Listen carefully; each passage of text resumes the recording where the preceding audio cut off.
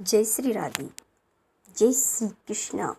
मेरे प्यारे मित्रों, प्यारे भाई बहनों, आज मैं आपको चैत्रा चौथ की कथा सुनाती हूँ। चैत्रा चौथ यानी कि भाद्रवा सुदी चौथ यानी कि गणेश चौथ। इस दिन गणेश जी का जन्म हुआ था और गणेश जी को प्रथम पूज्य का अधिकार मिला था। इसलिए ये कथा सुनने से हमें समस्त दोषों का नाश होता है, हम पे कोई पाप नहीं लगता और गणेश जी भगवान प्रसन्न होकर रिद्धि सिद्धि प्रदान करते हैं। तो हमें ये कथा सुननी ही चाहिए। इस दिन हमें चंद्रमा को नहीं देखना चाहिए, क्योंकि इस दिन भगवान गणेश को कलंक लगा, उनका सर कट गया उनके जन्म के थोड़ी देर बाद में।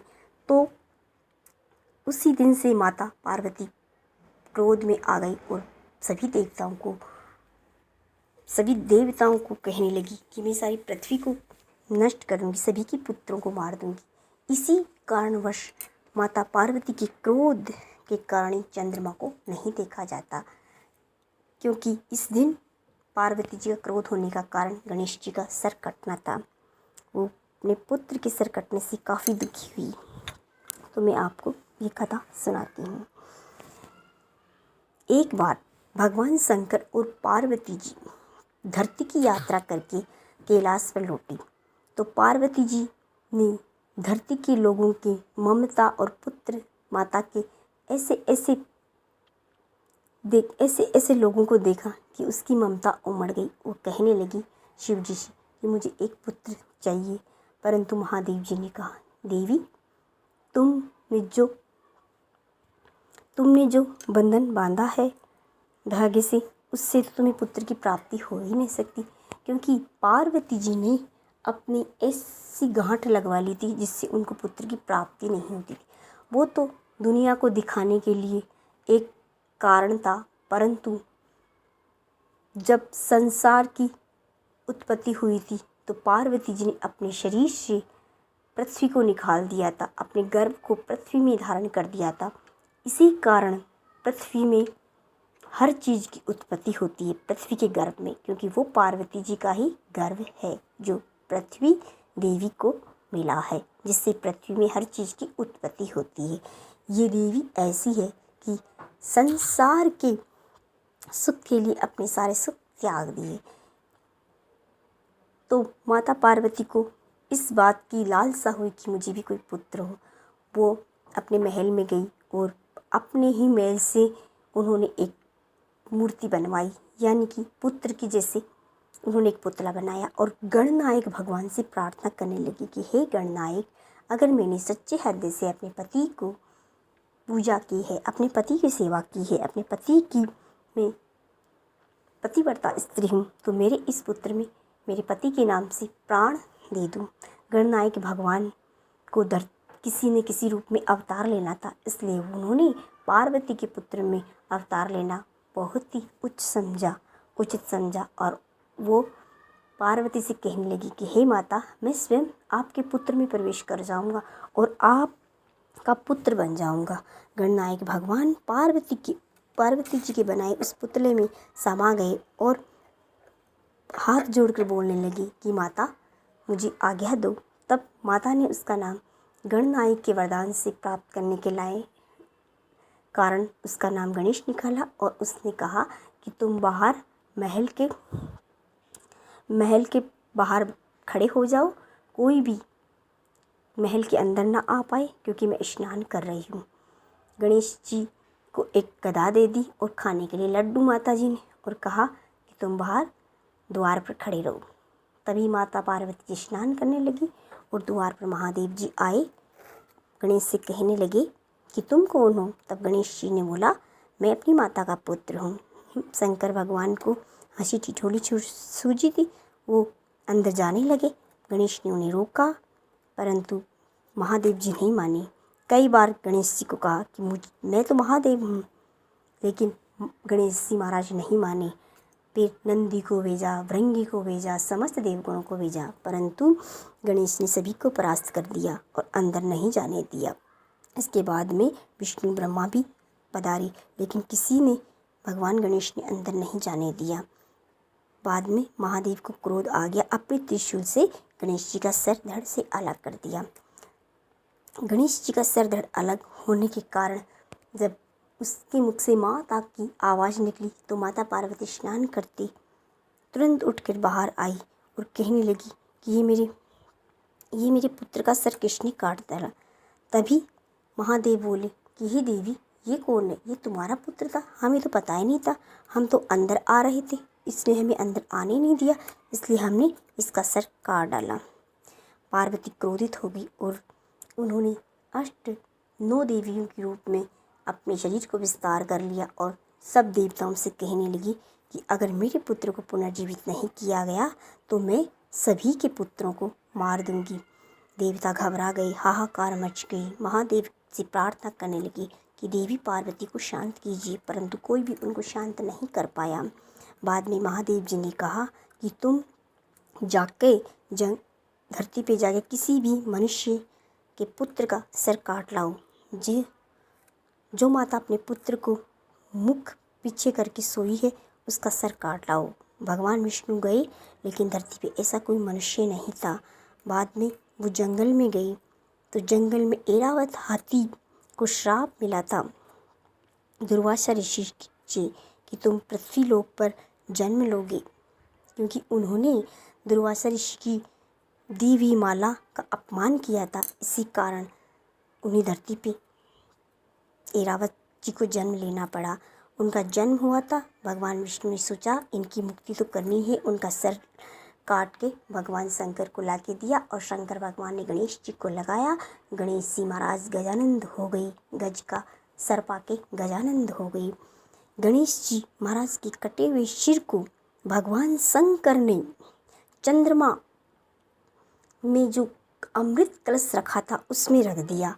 अमृत कलश जब मोहिनी रूप धारण करके भगवान विष्णु ने देवताओं को अमृत पिलाया था तो उस कलश को चंद्रमा को अर्पित कर दिया, क्योंकि चंद्रमा को कलंक लगा था।